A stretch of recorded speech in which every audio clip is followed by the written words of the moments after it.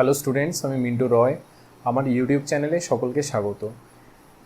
যে কোনো programming language যদি ভালোভাবে শিখতে হয় তাহলে সেই প্রোগ্রামিং ল্যাঙ্গুয়েজে লেখা কোনো প্রোগ্রামের আউটপুট বা এরর ফাইন্ড করতে শেখাটা খুব জরুরি। তো এই ভিডিও টিউটোরিয়াল সিরিজে আমি সেরকমই কতগুলো ভিডিও আনতে চলেছি এবং এই ভিডিওগুলোতে এরকমই বেশ কিছু প্রোগ্রাম প্রোভাইড করা থাকবে এবং সেই প্রোগ্রামগুলো থেকে আমরা কিভাবে আউটপুট বা এরর ফাইন্ড করতে পারি সেটা নিয়ে ডিসকাস করা থাকবে, ঠিক আছে? এবং এই ধরনের ডিসকাশন থেকে তোমরা একটা প্রোগ্রামকে কিভাবে অ্যানালিসিস করতে হয় সেটা তোমরা খুব ভালোভাবে শিখতে পারবে এবং এটার ফলে যেটা হবে তোমাদের প্রোগ্রামিং কনসেপ্ট ভীষণ ভালোভাবে ডেভেলপ হবে এবং বিভিন্ন কম্পিটিটিভ যে এক্সামিনেশনগুলো হয় সেই কম্পিউটার সায়েন্স এবং কম্পিউটার অ্যাপ্লিকেশন রিলেটেড সেই কম্পিটিটিভ এক্সামেও তোমাদের এই কনসেপ্টগুলো ভীষণভাবে কাজে লাগবে। কারণ সেখানে বিশেষত বিভিন্ন এমসিকিউ কোয়েশ্চেন্স প্রোভাইড করা থাকে এবং সেই কোয়েশ্চেন্সগুলোতে অনেক সময় আউটপুট ফাইন্ড করতে বলা হয়, ঠিক আছে? তো আউটপুট ফাইন্ড করতে গেলে ডেফিনেটলি আমাকে একটা প্রোগ্রামকে অ্যানালিসিস করে তবে আমাকে আউটপুটটা ফাইন্ড করতে হবে। তো সেরকমই বহু প্রোগ্রাম আমি তোমাদের প্রোভাইড করব এবং সেরকমই প্রোগ্রামকে কীভাবে অ্যানালিসিস করে আউটপুট ফাইন্ড করতে হয় সেটা আমি তোমাদের এই ভিডিও টিউটোরিয়াল সিরিজের মাধ্যমে শেখাবো, ঠিক আছে? তো এটি এই ভিডিও টিউটোরিয়াল সিরিজের পার্ট 1। এই পার্টে বেশ কয়েকটা প্রোগ্রাম প্রোভাইড করা থাকবে এবং সেই প্রোগ্রামগুলো থেকে কিভাবে আমরা আউটপুট ফাইন্ড করতে পারি সেটা নিয়ে ডিসকাস করা থাকবে। ওকে, তাহলে আজকে ডিসকাশন শুরু করা যাক। এখানে আমরা একটা প্রোগ্রাম দেখতে পাচ্ছি। তো এই প্রোগ্রামটা যদি আমরা কম্পিউটারে রান করি তাহলে সেক্ষেত্রে আমরা আউটপুটে কী পেতে পারি সেই আউটপুটটা আমাদেরকে ফাইন্ড করতে হবে, ঠিক আছে? এবার এখানে আমরা দেখতে পাচ্ছি যে একটা ইফ স্টেটমেন্ট রয়েছে এবং তার মধ্যে কন্ডিশনের জায়গায় একটা ভ্যালু মেনশন করা আছে এবং যদি এখানে একটা ভ্যালু মেনশন করা থাকে তাহলে সেটা কিভাবে কাজ করবে। তো নর্মালি সি প্রোগ্রামিং ল্যাঙ্গুয়েজের ক্ষেত্রে যেটা হয়, যদি আমরা কোনো নন জিরো ভ্যালু প্রোভাইড করি কন্ডিশনের জায়গায় সেটাকে ট্রু হিসেবে কনসিডার করা হয় এবং যদি জিরো প্রোভাইড করি তাহলে সেটাকে ফলস হিসেবে কনসিডার করা হয়, ঠিক আছে? তাহলে কি বললাম, যদি আমরা একটা নন জিরো ভ্যালু প্রোভাইড করি সেটাকে ট্রু হিসেবে কনসিডার করা হয় এবং জিরো যদি প্রোভাইড করি কন্ডিশনের জায়গায় তাহলে সেটাকে ফলস হিসেবে কনসিডার করা হয়, ঠিক আছে? তো এখানে ইফ স্টেটমেন্টের মধ্যে একটা নন জিরো ভ্যালু রয়েছে 50, তাহলে সেক্ষেত্রে ইফের কন্ডিশনটা আমরা ট্রু হিসেবে কনসিডার করব। তাহলে ইফের কন্ডিশনটা যদি ট্রু হয়ে যায় তাহলে সেক্ষেত্রে ইফের যে ব্লক রয়েছে ইফের ব্লকের মধ্যে থাকা স্টেটমেন্টগুলো কাজ করে। তো এখানে একটাই স্টেটমেন্ট রয়েছে প্রিন্টএফ, তাহলে এই স্টেটমেন্টটা কাজ করবে এবং আমাদের আউটপুটে কি প্রিন্ট করে দেখাবে, কম্পিউটার অ্যাপ্লিকেশন, ঠিক আছে? তাহলে আমরা এখানে আউটপুটে কি পাবো, কম্পিউটার অ্যাপ্লিকেশন, ঠিক আছে? এবার যেহেতু এই এলসটা এই ইফের করেসপন্ডিং এলস, তাহলে ইফের কন্ডিশনটা যেহেতু ট্রু হয়ে গেছে তাহলে আর এলসের পার্টটা কাজ করবে না। তাহলে আমরা আউটপুটে কি পেলাম এই প্রোগ্রামের ক্ষেত্রে, কম্পিউটার অ্যাপ্লিকেশন। এখানে আমরা যে প্রোগ্রামটা দেখতে পাচ্ছি এই প্রোগ্রামের ক্ষেত্রে ইফ স্টেটমেন্টের আন্ডারে যে কন্ডিশনের জায়গাটা থাকে কন্ডিশনের জায়গায় একটা এক্সপ্রেশন মেনশন করা আছে, ঠিক আছে? তো আমাদের তাহলে প্রথমে দেখতে হবে যে এই এক্সপ্রেশনটা কীভাবে ইভ্যালুয়েট করা যায়। তো যেহেতু এখানে দুটো অপারেটর আছে, একটা হলো অ্যাডিশন এবং আরেকটা হলো মড অর মডিউলাস অপারেটর।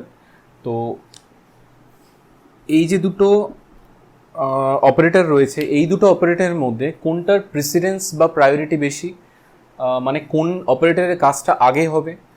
তো এই দুটো অপারেটরের মধ্যে মড বা মডিউলাস অপারেটরের প্রেসিডেন্স সবসময় অ্যাডিশন অপারেটর থেকে বেশি হয়, ঠিক আছে? তার মানে হলো মড অপারেটরের কাজটা আগে হবে এবং তারপরে এই অ্যাডিশন অপারেটরের কাজটা হবে। তো এখানে যে এক্সপ্রেশনটা রয়েছে এই এক্সপ্রেশনের ক্ষেত্রে এই পার্টের কাজটা তাহলে আগে হবে এবং এটার রেজাল্টে আমরা যেটা পাবো সেটার সাথে এই 3টাকে অ্যাড করা হবে, ঠিক আছে? তাহলে এই মড অপারেটরটা কিভাবে কাজ করে সেটা আমরা একটু জেনে নিই। মড বা মডিউলাস যে অপারেটরটা রয়েছে তার কাজ হলো একটা নম্বরকে যখন আমি আরেকটা নম্বর দিয়ে ডিভাইড করি তার রেজাল্টে আমরা দুটো জিনিস পাই, একটা হলো কোশেন্ট এবং আরেকটা হলো রিমাইন্ডার, যদি আমরা ইন্টিজার ডিভিশন করি সেক্ষেত্রে, ঠিক আছে? এবার এই যে রিমাইন্ডার বা ভাগশেষ যেটা আমরা পাই, মড অপারেটরের কাজ হলো রিমাইন্ডার বা ভাগশেষটাকে রেজাল্ট হিসেবে দেওয়া, ঠিক আছে। তাহলে এই এক্সপ্রেশনটাকে যদি আমরা এরকমভাবে লিখি, মানে 5 দিয়ে আমরা 7কে ডিভাইড করছি, তাহলে 5 × 1 কত হবে 5, এবং এখানে রিমাইন্ডারে কত আসবে 2, তাহলে এইটা কি, এটাকে আমরা বলি কোশেন্ট, এবং এইটা কি, এটা হলো রিমাইন্ডার। তাহলে 7 mod 5 আমরা যখন করব তখন আমরা রেজাল্টে কী পাবো, তখন আমরা রেজাল্টে পাবো রিমাইন্ডারটা, মানে 7কে 5 দিয়ে ডিভাইড করা হবে এবং ডিভাইড করার পরে রিমাইন্ডারে যেটা পাওয়া যায় সেটা আসবে এই এক্সপ্রেশনটার রেজাল্টে, ঠিক আছে। তাহলে 7 mod 5 করে আমরা কি পেলাম 2। এবার যেহেতু এই পার্টের কাজটা হয়ে গেছে, তাহলে নেক্সট আমরা কি করব, নেক্সট আমরা 3 এর সাথে এই 2টাকে অ্যাড করে দেবো, তাহলে 3 + 2 কত হবে, এক্ষেত্রে 3 + 2 হয়ে যাবে 5। তাহলে এখানে যে ইফ কন্ডিশনটা, ইফ যে স্টেটমেন্টটা দেওয়া রয়েছে সেটা আমরা এরকমভাবে লিখতে পারি, ইফ 5, মানে এই এক্সপ্রেশনটা ইভ্যালুয়েট হওয়ার পরে যেহেতু আমরা 5 পেলাম, তাহলে ইফের মধ্যে কত এলো 5। এবার আমরা যেটা জানি যে ইফ স্টেটমেন্টের মধ্যে কন্ডিশনের জায়গায় যদি একটা নন জিরো ভ্যালু থাকে তাহলে সেই ইফের কন্ডিশনটাকে ট্রু হিসেবে কনসিডার করা হয়। তাহলে এক্ষেত্রে ইফের এই কন্ডিশনটা কী হয়ে যায়, ইফের মধ্যে কন্ডিশনের জায়গায় যেহেতু একটা এক্সপ্রেশন আছে এবং এক্সপ্রেশনটা যেহেতু ফাইনালি ইভ্যালুয়েট হয়ে একটা নন জিরো ভ্যালু এলো, তাহলে এই ইফের কন্ডিশনটা কী হয়ে গেল ট্রু, এবং ইফের কন্ডিশনটা যেহেতু ট্রু হয়েছে তাহলে ইফের কোরেসপন্ডিং যে ব্লকটা সেই ব্লকটা কাজ করবে বা ব্লকটা এক্সিকিউট হবে, ঠিক আছে। এবং এই ব্লকের মধ্যে রয়েছে একটা প্রিন্টএফ স্টেটমেন্ট, তাহলে এই প্রিন্টএফ স্টেটমেন্টটা যদি কাজ করে আমরা আউটপুটে কী পাবো, আউটপুটে পাবো কম্পিউটার অ্যাপ্লিকেশন, ঠিক আছে। এবং এই এলসটা যেহেতু এই ইফের কোরেসপন্ডিং এলস, আর এই ইফের কন্ডিশনটা যেহেতু ট্রু হয়ে যাচ্ছে বা ইফটা যেহেতু কাজ করছে, তাহলে এলসটা আর কাজ করবে না। তাহলে আমরা এই প্রোগ্রামে আউটপুটে কী পেলাম, কম্পিউটার অ্যাপ্লিকেশন।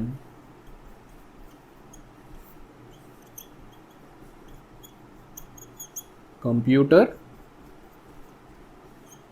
অ্যাপ্লিকেশন, ওকে।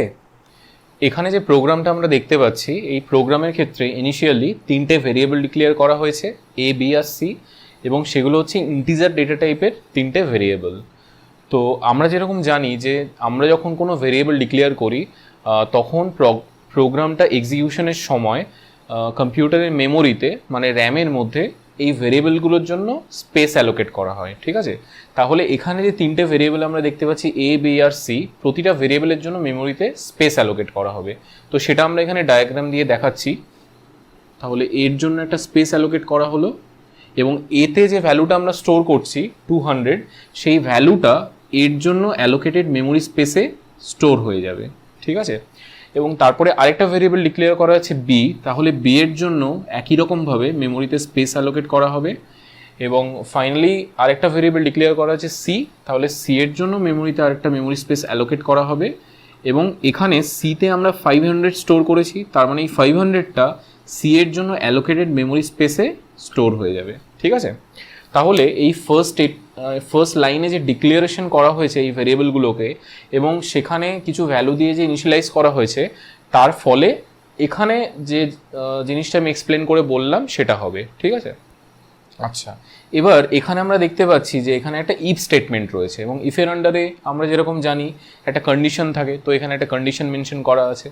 এবার ইফের পরে এখানে আমরা দেখতে পাচ্ছি 3খানা স্টেটমেন্ট রয়েছে। এবার তাহলে এই ইফের আন্ডারে আমরা কোন স্টেটমেন্ট বা স্টেটমেন্টগুলোকে কনসিডার করব, মানে শুধু কি এই লাইনটা ইফের আন্ডারে নাকি এই সবকটা লাইন এই ইফের আন্ডারে, সেটা আমরা কি করে বুঝবো। তো আমরা যেরকম জানি যে যখন আমরা একটা ইফ স্টেটমেন্ট লিখবো এবং ইফ স্টেটমেন্টের পরে যদি কোনো ব্র্যাকেট না থাকে তখন শুধুমাত্র ইফের ইমিডিয়েট পরে যে স্টেটমেন্টটা থাকে সেটাকে শুধুমাত্র ইফের আন্ডারে কনসিডার করা হয়, ঠিক আছে। তো এই জিনিসটাই আমি ইফের সিনট্যাক্স লিখে তোমাদের একটু বোঝানোর চেষ্টা করি। এটা তো অলরেডি তোমরা করেছো, আমি জাস্ট একবার রিক্যাপের জন্য তোমাদেরকে বলে দিই। তো নর্মালি ইফের যে সিনট্যাক্সটা হয় সেটা হয় এরকম, ইফ স্টেটমেন্টের আন্ডারে ব্র্যাকেটের মধ্যে ইফ স্টেটমেন্টের পাশে ব্র্যাকেটের মধ্যে আমাদেরকে একটা কন্ডিশন মেনশন করতে হয়, এবং ইফের আন্ডারে যে স্টেটমেন্টগুলো আমাদের লিখতে হয় সেগুলো আমরা এরকম ব্র্যাকেট ওপেন করে ব্র্যাকেটের মধ্যে স্টেটমেন্টগুলোকে লিখতে পারি এবং তারপরে ব্র্যাকেটটা ক্লোজ করে দিতে হয়, ঠিক আছে। তো আমরা নর্মালি এরকমভাবে ইফ স্টেটমেন্ট লিখি, তো ইফের আন্ডারে একটা কন্ডিশন এবং তারপরে এই সেকেন্ড ব্র্যাকেটটা যেটা এখানে শুরু হয়েছে এবং শেষ হয়েছে, এটা হচ্ছে এই ইফের করেসপন্ডিং ব্লকটা, এবং এই স্টেটমেন্টগুলো সেই ব্লকের মধ্যে রাখা আছে। তার মানে যদি এই ইফের কন্ডিশন যেটা রয়েছে সেটা যখন ট্রু হবে তখন ইফের আন্ডারে থাকা এই স্টেটমেন্টগুলো কাজ করবে। যদি এই কন্ডিশনটা ফলস হয়ে যায় তখন ইফের মধ্যে থাকা এই স্টেটমেন্টগুলো কাজ করবে না। ঠিক আছে, এবার এখানে আমরা এই চারটে লাইনকে যদি চারটে স্টেটমেন্ট ভাবি, মানে আমি এখানে স্টেটমেন্টগুলো লিখলাম না, সিম্পলি চারটে লাইন দিয়ে চারটে স্টেটমেন্টকে আমি রিপ্রেজেন্ট করছি। তো যদি এখানে চারটে লাইন থাকে সেক্ষেত্রে কিন্তু অবশ্যই আমাদের ইফের পরে ব্র্যাকেটটা মেনশন করতে হবে। ঠিক আছে, কিন্তু যদি ইফের আন্ডারে শুধুমাত্র একটা স্টেটমেন্ট আমি রাখি, ইফ কন্ডিশন তার আন্ডারে হয়তো শুধুমাত্র একটা স্টেটমেন্ট রয়েছে, তাহলে সেক্ষেত্রে কি হবে, যখন ইফের আন্ডারে শুধুমাত্র একটা স্টেটমেন্ট থাকবে তখন আমরা এই ব্র্যাকেটটা এখানে মেনশন করতেও পারি, আবার এই ব্র্যাকেটটা আমরা অমিটও করতে পারি। ঠিক আছে, যদি আমরা এই ব্র্যাকেটটা মেনশন না করি তাহলে কিন্তু শুধুমাত্র এই ইফের পরের যে স্টেটমেন্টটা রয়েছে সেটাকেই শুধুমাত্র ইফের আন্ডারে কনসিডার করা হবে বা ইফের আন্ডারে রয়েছে বলে ধরে নেওয়া হবে। ঠিক আছে, তাহলে এই ইফ যে স্টেটমেন্টটা রয়েছে সেই ইফের পরে কোনো ব্র্যাকেট কিন্তু এখানে মেনশন করা নেই। যদি এখানে ব্র্যাকেট মেনশন করা থাকতো সেই অনুযায়ী আমাদের কাজ করতে হতো, কিন্তু যেহেতু এখানে কোনো ব্র্যাকেট মেনশন করা নেই তাহলে শুধুমাত্র ইফের পরে থাকা এই স্টেটমেন্টটাকে আমরা ইফের আন্ডারে কনসিডার করব। ঠিক আছে, তো যেহেতু শুধুমাত্র এই স্টেটমেন্টটাকে ইফের আন্ডারে আমি কনসিডার করব, তাহলে কিভাবে কাজটা হবে সেটা আমরা একটু দেখে নিই। এখানে এর ভ্যালু কত, এতে আমরা স্টোর করেছি কত 200, তাহলে এখানে যে কন্ডিশনটা দেওয়া আছে সেটা কিভাবে ইভ্যালুয়েট হবে, তো এর ভ্যালু কত, এর ভ্যালু হচ্ছে 200, আমরা জাস্ট এখানে এর ভ্যালুটাকে রিপ্লেস করে কন্ডিশনটাকে আবার লিখছি। ঠিক আছে, সেটা গ্রেটার দ্যান ইকুয়াল টু কত হলো 300। তো এইখানে যে ইকুয়েশনটা আমরা পেলাম, ডেফিনেটলি এটা দেখে আমরা বুঝতে পারছি 200 তো গ্রেটার দ্যান ইকুয়াল টু 300 হতে পারে না। তার মানে এটার রেজাল্টে আমাদের কি পাওয়া উচিত, এটার রেজাল্ট অবশ্যই ফলস হবে। ঠিক আছে, আর ইফের কোনো একটা কন্ডিশন যদি ফলস হয়ে যায় তাহলে ইফের আন্ডারে থাকা স্টেটমেন্টগুলো তখন কাজ করে না। ঠিক আছে, তাহলে এক্ষেত্রে বি ইকুয়াল টু 200 এই স্টেটমেন্টটা কাজ করবে না, কারণ এই কন্ডিশনটা কি হয়ে গেছে, এই কন্ডিশনটা হয়ে গেছে ফলস। ঠিক আছে, এবার এখানে আরেকটা কথা তোমাদের আমি বলে দিই, সি প্রোগ্রামিংয়ের ক্ষেত্রে যেটা হয়, যখন আমরা এরকম একটা কন্ডিশন মেনশন করব, সেই কন্ডিশনটা যদি কোনো কারণে ফলস হয়ে যায় তখন রেজাল্টে কি আসে, তখন রেজাল্টে আসে 0। ঠিক আছে, তার মানে এই কন্ডিশনটা যখন টেস্ট হবে তার রেজাল্টে কি আসবে, তার রেজাল্টে আমি এখানে পাবো 0, মানে এখানে হবে ইফ 0। ঠিক আছে, এবং ইফের আন্ডারে যখন এরকম একটা 0 আসবে তার মানে ইফটা তখন আর কাজ করবে না, ইফের কন্ডিশনটা ফলস হয়ে গেছে। ঠিক আছে, কিন্তু ইফের আন্ডারে 0 বাদে অন্য কোনো ভ্যালু যদি আসে, মানে কোনো একটা নন জিরো ভ্যালু যদি আসে 1, 5, -7, -9 এরকম নন জিরো যদি ভ্যালু আসে তখন ইফের কন্ডিশনটাকে ট্রু বলে কনসিডার করা হয়। ঠিক আছে, তাহলে এরকম একটা কন্ডিশন যখন ফলস হয়ে যাবে, তো ফলস হয়ে যাওয়া মানে ইফের মধ্যে 0 চলে আসবে। ঠিক আছে, এবং ইফের মধ্যে 0 চলে আসা মানে হলো ইফের কন্ডিশনটা ফলস হয়ে গেছে, তখন এই স্টেটমেন্টটা কাজ করবে না। ঠিক আছে, তো এই স্টেটমেন্টে যদি কাজ না করে তাহলে বি এর মধ্যে কোনো ভ্যালু স্টোর হলো না, তাহলে কি হবে, এইখানে সি ইকুয়াল টু 300 যে স্টেটমেন্টটা রয়েছে এটা ডেফিনেটলি ইফের আন্ডারে নয়, কারণ আমি যেটা বললাম যে ইফের পরে যদি কোনো ব্র্যাকেট মেনশন না করা থাকে তাহলে সেক্ষেত্রে ইফের পরে ইমিডিয়েটলি যে স্টেটমেন্টটা লেখা থাকে সেটাকে শুধুমাত্র ইফের আন্ডারে কনসিডার করা হয়। তাহলে এই স্টেটমেন্টটা ইফের আন্ডারে নেই, ইভেন এই স্টেটমেন্টটাও এই ইফের আন্ডারে নেই, তাহলে এই দুটো স্টেটমেন্ট ইন্ডিপেন্ডেন্ট দুটো স্টেটমেন্ট। এবং এখানে কি করা হলো, সি এর মধ্যে কত স্টোর করা হলো 300, সি এর মধ্যে অলরেডি একটা ভ্যালু ছিল 500, তাহলে এবার আমরা 300 যেহেতু স্টোর করছি তাহলে কি হবে, 500টা ওভাররাইট হয়ে গিয়ে সি এর ভ্যালু এখন কত হয়ে যাবে 300। ঠিক আছে, এবং এখানে একদম শেষে আমরা দেখতে পাচ্ছি একটা প্রিন্টএফ স্টেটমেন্ট রয়েছে এবং সেখানে বি আর সি এই দুটো ভেরিয়েবলের ভ্যালু প্রিন্ট করে দেখানো আছে।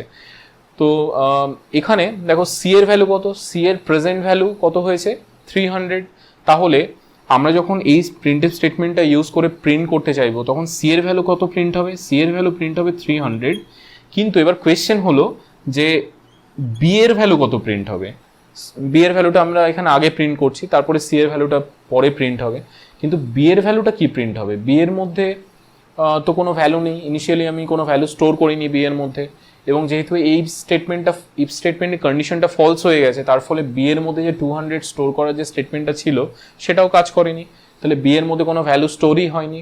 তাহলে সেক্ষেত্রে যখন আমরা বি এর ভ্যালুটাকে প্রিন্ট করতে চাইবো তখন কি প্রিন্ট হবে, সেটা হলো কোয়েশ্চেন। তো আমরা যখন কোনো ভেরিয়েবলে কোনো ভ্যালু স্টোর করি না, তখন সেই ভেরিয়েবলের জন্য অ্যালোকেটেড মেমোরি স্পেসে একটা গার্বেজ ভ্যালু স্টোর থাকে, এবং সেই ভ্যালুটা যে কোনো ভ্যালু হতে পারে। আমরা আগে থেকে অ্যাজিউম করতে পারবো না যে ওটার ভ্যালুটা কি হবে, ঠিক আছে। তো তাহলে আমরা যখন বি আর সি এর ভ্যালু প্রিন্ট করব, বি এর জন্য কি প্রিন্ট হবে, একটা গার্বেজ ভ্যালু, ঠিক আছে। তো একটা গার্বেজ ভ্যালু প্রিন্ট হবে, এবং সেটা আগে থেকে আমরা বুঝতে পারবো না যে এক্স্যাক্টলি কী ভ্যালু ওখানে প্রিন্ট হতে পারে। যে কোনো একটা ভ্যালু, যে কোনো একটা ইন্টিজার ভ্যালু বি এর জন্য প্রিন্ট হয়ে যাবে, ঠিক আছে, এবং সি এর জন্য প্রিন্ট হবে 300। তাহলে এই প্রোগ্রামটার আউটপুটে আমরা এই জিনিসটা পাবো। এবং এখানে যেহেতু %d একটা স্পেস দিয়ে %d লেখা আছে, তাহলে গার্বেজ ভ্যালু যেটা প্রিন্ট হবে সেটা যে কোনো একটা নাম্বার প্রিন্ট হবে, এবং গার্বেজ ভ্যালু প্রিন্ট হওয়ার পরে এখানে একটা ব্ল্যাঙ্ক স্পেস আসবে এই স্পেসটার জন্য, এবং সি এর ভ্যালুটা তারপরে এখানে প্রিন্ট হয়ে যাবে, ঠিক আছে। তাহলে এইটা হবে এই প্রোগ্রামটার কোরেসপন্ডিং আউটপুট। এবার এই প্রোগ্রামটা নিয়ে ডিসকাস করা যাক। তো এখানে ইনিশিয়ালি আমরা দেখতে পাচ্ছি দুটো ভেরিয়েবল ডিক্লেয়ার করা আছে এ আর বি, ঠিক আছে। তো আমরা যেটা জানি যে প্রতিটা ভেরিয়েবলের জন্য মেমোরিতে স্পেস অ্যালোকেট করা হয়, তাহলে এর জন্য কম্পিউটারের মেমোরিতে মানে র্যামের মধ্যে একটা স্পেস অ্যালোকেট করা হবে, এবং সেখানে কত স্টোর করা হবে, 5 এই ভ্যালুটা, ঠিক আছে। একই রকমভাবে বি বলে ভেরিয়েবলের জন্য মেমোরিতে স্পেস অ্যালোকেট করা হবে, এবং সেখানে স্টোর করা হবে এই 10 ভ্যালুটা। তাহলে বি এর জন্য মেমোরিতে স্পেস অ্যালোকেট করা হলো, এবং সেখানে স্টোর হলো 10, ওকে। এবার এখানে আমরা দেখতে পাচ্ছি একটা ইফ স্টেটমেন্ট রয়েছে, এবং তার মধ্যে একটা কন্ডিশন টেস্ট করা আছে। তো কন্ডিশনটা কি, কন্ডিশনটাতে এটা টেস্ট করা আছে যে এ কি বি এর ইকুয়াল। তো আমরা যখন দুটো ইকুয়াল টু সাইন এরকম দিই, সেটাকে আমরা কি বলি, দুটো ইকুয়াল সাইন থাকা মানে সেটা হলো ইকুয়াল টু অপারেটর, ঠিক আছে। মানে এই অপারেটরের কাজ কি, এই অপারেটরের কাজ হলো এই ইকুয়াল টু অপারেটরের লেফটে যে ভেরিয়েবলটা আছে তার ভ্যালুটা রাইটের এই ভেরিয়েবলের ভ্যালুটার কি ইকুয়াল সেটা চেক করবে। মানে এটা সিম্পলি ইকুয়ালিটি কম্প্যারিজনের কাজে লাগে, দুটো ভ্যালু ইকুয়াল কি ইকুয়াল নয়, ঠিক আছে। এখানে যেহেতু দুটো ভেরিয়েবল মেনশন করা আছে, তাহলে এক্ষেত্রে যেটা হবে এর যে ভ্যালুটা সেটা হচ্ছে গিয়ে 5, মানে এর যে ভ্যালুটা এবং বি এর যে ভ্যালুটা এই দুটো কি ইকুয়াল সেটা চেক করা হবে। এবার এইখানে এই প্রোগ্রামের ক্ষেত্রে এর ভ্যালু কত রয়েছে 5, এবং বি এর ভ্যালু কত আছে, বি এর ভ্যালু রয়েছে 10, ঠিক আছে। তাহলে এখানে যদি আমরা ইফ স্টেটমেন্টে যদি আমরা এ আর বি এর ভ্যালুটা বসিয়ে দিই, তাহলে সেক্ষেত্রে এই স্টেটমেন্টটা কীরকম দাঁড়াবে, ইফ 5 ইকুয়ালস টু 10 এরকম দাঁড়াবে। মানে আমি চেক করছি যে 5 আর 10 এই দুটো ভ্যালু কি ইকুয়াল, এটা আমরা চেক করছি, ঠিক আছে। তো ডেফিনেটলি এটা ইকুয়াল নয়, তার মানে এই কন্ডিশনটা কি হয়ে যাচ্ছে, এই কন্ডিশনটা ফলস হয়ে যাচ্ছে। এবং একটা কন্ডিশন যখন ফলস হয়ে যায় তখন আমরা রেজাল্টে কি পাই, তখন আমরা রেজাল্টে পাই 0, ঠিক আছে। 0 রিপ্রেজেন্ট করে সি প্রোগ্রামিং ল্যাঙ্গুয়েজের ক্ষেত্রে ফলসকে, ওকে। এবং নন জিরো ভ্যালু কি রিপ্রেজেন্ট করে, ট্রুকে রিপ্রেজেন্ট করে। আচ্ছা, তাহলে এটার রেজাল্টে আমি কি পাবো, এটার রেজাল্টে যেটা আমি পাবো সেটা হলো ইফ, এটার রেজাল্টে পাবো 0, তার মানে ইফ কন্ডিশনটা এরকম দাঁড়াচ্ছে, ঠিক আছে। আচ্ছা, এবার যদি ইফের মধ্যে যে কন্ডিশনটা সেটা যদি ফলস হয়ে যায় কোনো কারণে, তাহলে সেক্ষেত্রে আমরা জানি যে ইফের মধ্যে যে স্টেটমেন্ট বা স্টেটমেন্টগুলো থাকে সেগুলো এক্সিকিউট হয় না, ঠিক আছে। এবার কোয়েশ্চেন হলো এখানে যে প্রিন্টএফ স্টেটমেন্টটা আমি দেখতে পাচ্ছি, এই প্রিন্টএফ স্টেটমেন্টটা কি এই ইফের আন্ডারে, যদি এই প্রিন্টএফ স্টেটমেন্টটা এই ইফের আন্ডারে হয়, তাহলে সেক্ষেত্রে এই প্রিন্টএফ স্টেটমেন্টটা এক্সিকিউট হবে না। কেন প্রিন্টএফ স্টেটমেন্টটা এক্সিকিউট হবে না, কেন এক্সিকিউট হবে না, তার কারণ আমরা এখানে কত পেয়েছি, 0, তাই তো। তার মানে ইফের কন্ডিশনটা ফলস হয়ে গেছে, এবং ফলস হয়ে গেলে তখন তার আন্ডারে থাকা স্টেটমেন্ট বা স্টেটমেন্টগুলো কাজ করে না, ঠিক আছে। তাহলে এই স্টেটমেন্টটা এই ইফের আন্ডারে নাকি এই ইফের আন্ডারে নয়, সেটা হলো কোয়েশ্চেন, সেটা আগে আমাকে দেখতে হবে। তো তোমরা এখানে খেয়াল করে দেখো, ইফ স্টেটমেন্টটি ঠিক পরে এখানে একটা সেমিকোলন আমরা দেখতে পাচ্ছি, ঠিক আছে। এবং যদি ইফ স্টেটমেন্টের পরে সেমিকোলন থাকে, সেটাকে সি এর কম্পাইলার এরকমভাবে রিপ্রেজেন্ট করে বা এরকমভাবে কনসিডার করে সেমিকোলন, ঠিক আছে। তাহলে এরকম একটা স্টেটমেন্টকে আমরা এরকমভাবে রিপ্রেজেন্ট করতে পারি, এবং ইন্টারনালি কম্পাইলার এরকম একটা স্টেটমেন্টকে এইরকমভাবেই ট্রিট করে। ঠিক আছে, তো এই জিনিসটার মানে কি? এই জিনিসটার মানে হলো এরকম, দেখো আমরা যেটা জানি যে ইফ স্টেটমেন্টের পরে যদি কোনো ব্র্যাকেট মেনশন না করা থাকে, তাহলে ইফ স্টেটমেন্টের পরের যে স্টেটমেন্টটা, ইমিডিয়েট যে স্টেটমেন্টটা, সেটাকে শুধুমাত্র ইফের আন্ডারে কনসিডার করা হয়। ঠিক আছে, মানে আমি এটা বলতে চাইছি যে ইফ এখানে কন্ডিশন আমি লিখলাম এবং এখানে একটা স্টেটমেন্ট রয়েছে, তাহলে এই স্টেটমেন্টটাকে শুধুমাত্র ইফের আন্ডারে কনসিডার করা হবে যদি ইফের পরে ব্র্যাকেট মেনশন করা না থাকে। ঠিক আছে, ওকে। এবার এখানেও কিন্তু এই ইফের পরে কোনো সেকেন্ড ব্র্যাকেট মেনশন করা নেই, তার মানে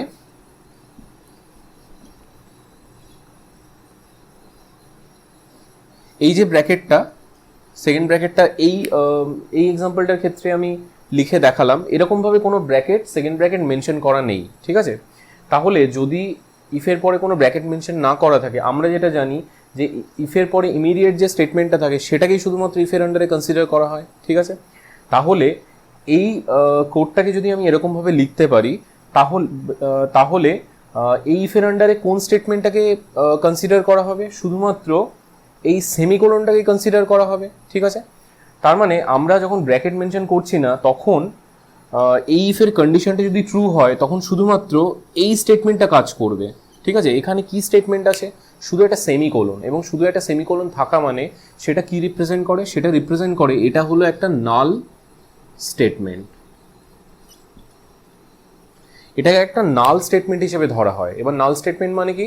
যে স্টেটমেন্টের কোনো কাজ নেই। ঠিক আছে, তাহলে যখন শুধু এই স্টেটমেন্টটাকে যখন আমি এরকমভাবে লিখবো, তখন ইফ কন্ডিশনের আন্ডারে এই সেমিকোলনটাকে শুধুমাত্র কনসিডার করা হবে। তার মানে এই কন্ডিশনটা যদি ট্রু হয়, তাহলে এই নাল স্টেটমেন্টটা এক্সিকিউট হবে, মানে যার রেজাল্টে আমি কিছুই পাবো না। ঠিক আছে, এবং যদি এই স্টেটমেন্টটা ফলস হয়ে যায়, যদি কন্ডিশনটা ফলস হয়ে যায়, তাহলে কি হবে? তাহলে এই ইফের আন্ডারে থাকা এই নাল স্টেটমেন্টটা কাজ করবে না। সিম্পল। ঠিক আছে, তাহলে নাল স্টেটমেন্টের রেজাল্টে আমরা কিছুই পাই না।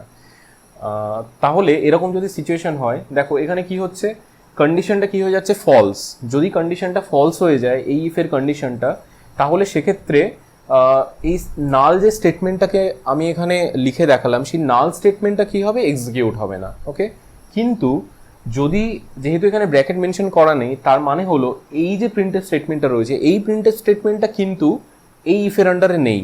ঠিক আছে, এই ইফের আন্ডারে শুধুমাত্র এই নাল স্টেটমেন্টটা রয়েছে। তাহলে এই প্রিন্টএফ স্টেটমেন্টটা একটা ইন্ডিপেন্ডেন্ট স্টেটমেন্ট। তার মানে এই ইফের কন্ডিশনটা ট্রু হোক কি ফলস হোক, তার উপর কিন্তু এই প্রিন্টএফ স্টেটমেন্টটা ডিপেন্ড করছে না। তাহলে এই প্রিন্টএফ স্টেটমেন্টটা কিন্তু কাজ করবে, এবং এই প্রিন্টএফ স্টেটমেন্টটা যদি কাজ করে, তাহলে সেক্ষেত্রে এ আর বি এই দুটো ভেরিয়েবলের ভ্যালু আমরা আউটপুটে পাবো। ঠিক আছে, এবং সেটা কিভাবে পাবো?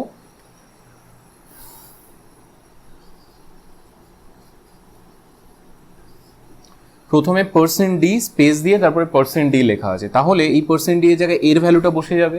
ঠিক আছে, তাহলে এর ভ্যালু কত? এর ভ্যালু এক্ষেত্রে হচ্ছে 5, এবং তারপরে এখানে একটা স্পেস আছে, তাহলে এখানে স্পেসটা প্রিন্ট হবে। দেন বি এর ভ্যালুটা %d এর জায়গায় বসে যাবে, তাহলে বি এর ভ্যালু কত? 10।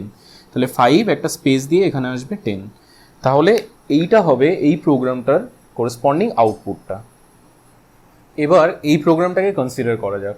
তো এই প্রোগ্রামের ক্ষেত্রে আমরা দেখতে পাচ্ছি ইনিশিয়ালি দুটো ভেরিয়েবল ডিক্লেয়ার করা আছে, এ আর বি। তো যখন এই স্টেটমেন্টটা এক্সিকিউট হবে, তখন কম্পিউটারের মেমোরিতে মানে র্যামের মধ্যে এ আর বি এর জন্য দুটো স্পেস অ্যালোকেট করা হবে। ঠিক আছে, এবং সেখানে এই ভ্যালু দুটোকে স্টোর করা হবে। তাহলে এর জন্য মেমোরিতে একটা স্পেস অ্যালোকেট করা হবে, এবং সেখানে কত স্টোর হবে? 5। একই রকমভাবে বি ভেরিয়েবলের জন্য মেমোরিতে স্পেস অ্যালোকেট করা হবে, এবং সেখানে কত স্টোর হবে? সেখানে স্টোর করা হবে 10। ঠিক আছে, এবার তারপরে এই স্টেটমেন্টের এক্সিকিউশন হয়ে যাওয়ার পরে ইফ স্টেটমেন্টটা কাজ করবে। এবার ইফ স্টেটমেন্টের মধ্যে যে কন্ডিশনটা মেনশন করা আছে, আমাদের দেখতে হবে সেটা ট্রু হচ্ছে না ফলস হচ্ছে। যদি এই কন্ডিশনটা ট্রু হয়, তখন কি হবে? তখন এই স্টেটমেন্টটা এক্সিকিউট হবে। আর যদি ফলস হয়, তখন এই স্টেটমেন্টটা এক্সিকিউট হবে না। ঠিক আছে, তাহলে আমরা প্রথমে এ ভেরিয়েবলের ভ্যালুটা এই এক্সপ্রেশনে বসিয়ে দেখি যে সেটা ট্রু হচ্ছে না ফলস হচ্ছে। তো আমরা এই স্টেটমেন্টটাকে এরকমভাবে লিখতে পারি, ইফ 5 ইকুয়ালস টু 5, মানে এর জায়গায় আমি এর ভ্যালুটাকে বসিয়ে দিলাম। ঠিক আছে, তো ডেফিনেটলি এখানে এর যে ভ্যালুটা 5, সেটা আর এখানে যে ভ্যালুটা মেনশন করা আছে 5, এই দুটো ইকুয়াল, ঠিক আছে। আর এই দুটো ভ্যালু যদি ইকুয়াল হয় তার মানে হলো এই কন্ডিশনটা ট্রু হয়ে যাচ্ছে। আর এই কন্ডিশনটা ট্রু হওয়ার মানে হলো আমরা এখানে রেজাল্টে কী পাবো, ব্র্যাকেটের মধ্যে পেয়ে যাব 1। যখন ট্রু হয় তখন সেক্ষেত্রে ওই যখন একটা কন্ডিশন ট্রু হয় তখন সেই কন্ডিশনটার রেজাল্টে আমরা পাই 1, ঠিক আছে। আর যদি একটা কন্ডিশন ফলস হয়ে যায় তখন তার রেজাল্টে আমরা পাই 0। তো এক্ষেত্রে যেহেতু কন্ডিশনটা ট্রু হয়েছে তার জন্য আমরা এখানে পেয়েছি কত, 1। তাহলে 1 রিপ্রেজেন্ট করছে ট্রু, এবং ইফের এই কন্ডিশনটা ট্রু হয়ে যাওয়ার মানে হলো তখন এই প্রিন্টএফ স্টেটমেন্টটা কাজ করবে, ঠিক আছে। তাহলে এটার জন্য আমি আউটপুটে কী পাবো, এটার জন্য আমরা আউটপুটে পাবো, এখানে সিম্পলি এর ভ্যালুটাকে ডিসপ্লে করে দেখানো হয়েছে। তাহলে % ডি এর জায়গায় এর ভ্যালুটা বসে যাবে, এবং এর ভ্যালু কত, এর ভ্যালু হলো 5। তাহলে আউটপুটে আমি পেলাম 5, ঠিক আছে। এবার এই কন্ডিশনটা যেহেতু ট্রু হয়ে গেছে তার ফলে কি হবে, তার ফলে এই এলসটা কাজ করবে না, ঠিক আছে। এবং এলসটা যদি কাজ না করে তাহলে সেক্ষেত্রে এলসের আন্ডারে থাকা স্টেটমেন্ট বা স্টেটমেন্টগুলো কাজ করে না, ঠিক আছে।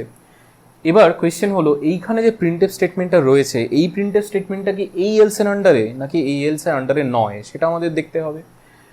তো এখানে আমরা যদি একটু খেয়াল করে দেখি এখানে একটা সেমিকোলন মেনশন করা আছে, ঠিক আছে। তো এখানে যদি একটা সেমিকোলন মেনশন করা থাকে সেক্ষেত্রে কম্পাইলার এই স্টেটমেন্টটাকে কিভাবে ইন্টারনালি ট্রিট করে, এরকমভাবে ট্রিট করবে, মানে এই সেমিকোলনটাকে এই এলসের আন্ডারে কনসিডার করা হবে। এবং এই সেমিকোলনটা কি রিপ্রেজেন্ট করছে, এটা রিপ্রেজেন্ট করছে একটা নাল স্টেটমেন্ট, ঠিক আছে। তাহলে এই সেমিকোলনটা রিপ্রেজেন্ট করছে একটা নাল স্টেটমেন্টকে। তার মানে যখন এই এল স্টেটমেন্টটা, তার মানে এই নাল স্টেটমেন্টটা শুধুমাত্র রয়েছে এলসের আন্ডারে, ঠিক আছে। তো যদি এই যেহেতু এখানে এই স্টেটমেন্টটা ট্রু হয়ে গেছে তাহলে এই প্রিন্টএফ স্টেটমেন্টটা তো কাজ করেছেই, তাহলে এই এলসের আন্ডারে থাকা স্টেটমেন্ট বা স্টেটমেন্টগুলো কাজ করবে না। এবং এই এলসের আন্ডারে কোন স্টেটমেন্টটা আছে, শুধুমাত্র এই নাল স্টেটমেন্টটা আছে, তার মানে এই নাল স্টেটমেন্টটা কাজ করবে না, ঠিক আছে, সিম্পল। তো নাল স্টেটমেন্টটা খালি যেহেতু এটার আন্ডারে রয়েছে তার মানে হলো এই প্রিন্টএফ স্টেটমেন্টটা কিন্তু এই এল স্টেটমেন্টের আন্ডারে নেই, ঠিক আছে। এবং এইটা যদি এটার আন্ডারে না থাকে, এটা যদি একটা ইন্ডিপেন্ডেন্ট স্টেটমেন্ট হয় তাহলে এই প্রিন্টএফ স্টেটমেন্টটা কাজ করবে। এবং এই প্রিন্টএফ স্টেটমেন্টটাতে কি রয়েছে, প্রথমে লেখা আছে কত, /n। তাহলে /n মানে কি, এটা নিউ লাইন ক্যারেক্টারকে রিপ্রেজেন্ট করে। তার মানে 5 ভ্যালুটা তো এর জন্য প্রিন্ট হয়েছিল, তারপরে কি হবে, নিউ লাইনে চলে যাবে, মানে নেক্সট লাইনে গিয়ে তারপরে বি এর ভ্যালুটা % এর জায়গায় বসে যাবে। তাহলে এখানে কত হবে, বি এর ভ্যালু হচ্ছে 10, তাহলে নেক্সট লাইনে গিয়ে বি এর ভ্যালু হচ্ছে 10, তাহলে নেক্সট লাইনে গিয়ে কত প্রিন্ট হবে, 10। তাহলে আমরা এই প্রোগ্রামের আউটপুটে আমরা এই জিনিসটা পাবো, ঠিক আছে। তো এখনকার মতো এই ভিডিওটা আমি এখানেই শেষ করছি। Thank you.